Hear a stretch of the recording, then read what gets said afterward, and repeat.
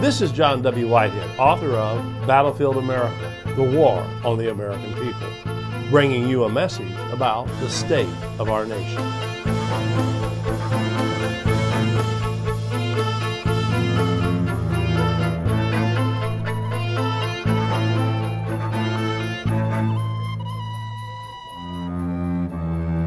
One of the things I learned as a young lawyer working in and out of Washington, D.C., and I've been working at it for 40 years, suing politicians in Washington, D.C., working with groups there. One of the things I was actually told by early congressmen and consultants is, John, you have to understand, Washington, D.C. is not really run by elected officials. It's run by bureaucrats, the contractors, the surveillance communities, the police agencies, and of course over the years that's actually grown now to where you have the Department of Homeland Security, which came into being after 9/11, the massive NSA, CIA operations that are spying on everything Americans do. Nothing is private anymore. That's being realized. What we call the government in Washington, D.C. is really not the government. In other words, when you vote and you elect someone, you're not really electing the government that runs things. There's a deeper government there. It's something which has been called the deep state or the shadow government. In fact, since the early days after World War II, there's been a continuity of government, which is called COG, of unelected officials who will supposedly take over the government and run it if the government breaks down, if there's a war or some kind of catastrophe, an economic collapse, which many people are fearing now. This so-called continuity of government, again, not elected officials, we don't know who they are, will run the government.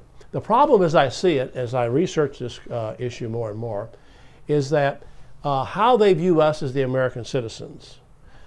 In fact, I think they view us as cattle or very expendable. In fact, one of the most troubling things I've seen emerge, and this is all documented by stories in the mainstream media, Washington Post and others, are these so-called secret bunkers that are located around the United States for the so-called elite, the economic elite and government elite, to escape into in a time of crisis. These bunkers, strategically located around the nation's capital and key states, represent the who's who on the shadow government's payroll, with every department agency represented, from the Department of Education to the Trademark Office to the Small Business Administration to the National Archives. Nobody's overlooked. You have stenographers, the firefighters, everybody that they want to escape into these bunkers to protect the so-called elite. The federal relocation arc near Washington, D.C. will reportedly serve as the emergency bunker for every cabinet department and every government organization deemed essential. Site R, a 700,000-foot facility inside Raven Rock Mountain near Camp David, will serve as a backup Pentagon. Peters Mountain near Charlottesville, Virginia, is the likely site for the nation's domestic spies to hide out. And then there's the 600,000 square foot complex inside Virginia's Mount Weather. It's expected to be the primary relocation site for the White House, the Supreme Court, and much of the executive branch. Incredibly, built inside of the mountain is a staffed 24 hours a day, 7 days a week facility.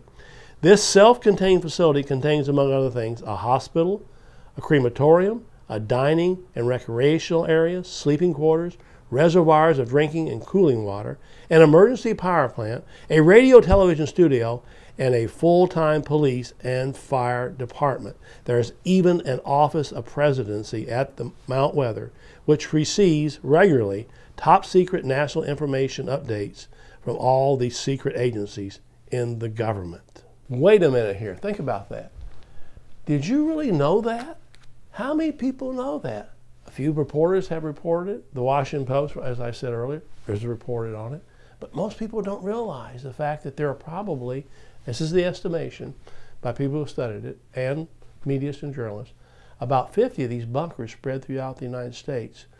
They're like shopping malls. And who are they for?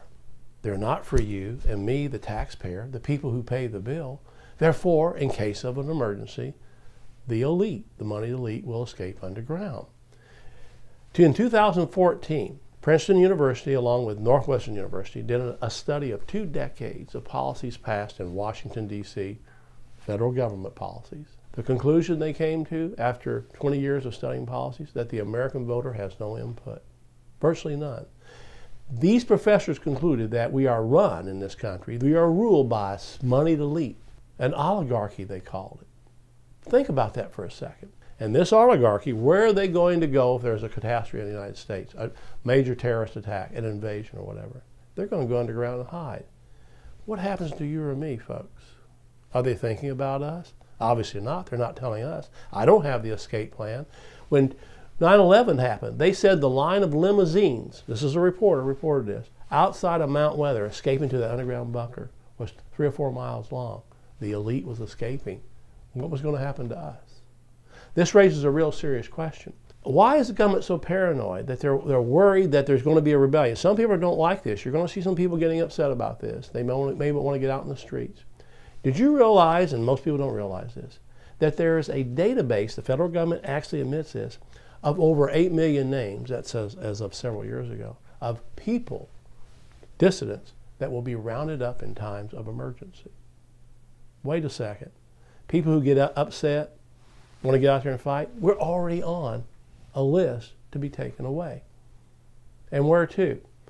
People say there's no such thing as the internment camps. Well, as has been documented, George W. Bush, as president, gave the Halliburton Corporation $385 million to start building them. Did they spend the money or did they throw it away? Did they flush it down the toilet, folks?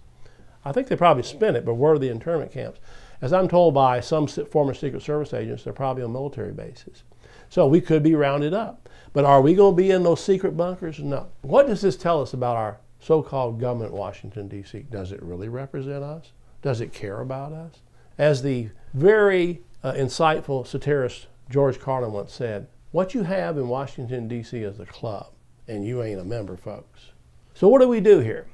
What I'm telling people is, obviously we can't have a big impact in Washington, D.C., but folks, we can have an impact on the local level. You can get down to your city council meeting. You can get together with your friends. And this is going to take getting them off your butts and getting active.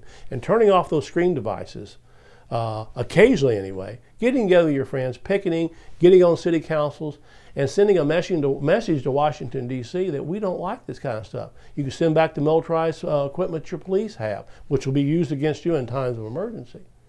You can do a lot of things, but you're going to have to get active. The clock is ticking. There are a lot of people saying there's an apocalypse coming. That may be true. But the people who run the government are going to escape the apocalypse. So get active, get in your government, and it's time to tell those people in Washington, D.C., hey, think about us once. We're paying the bill, folks, and we are the government. You're supposed to be representing us. For more information about the Rutherford Institute, visit us at www.rutherford.org.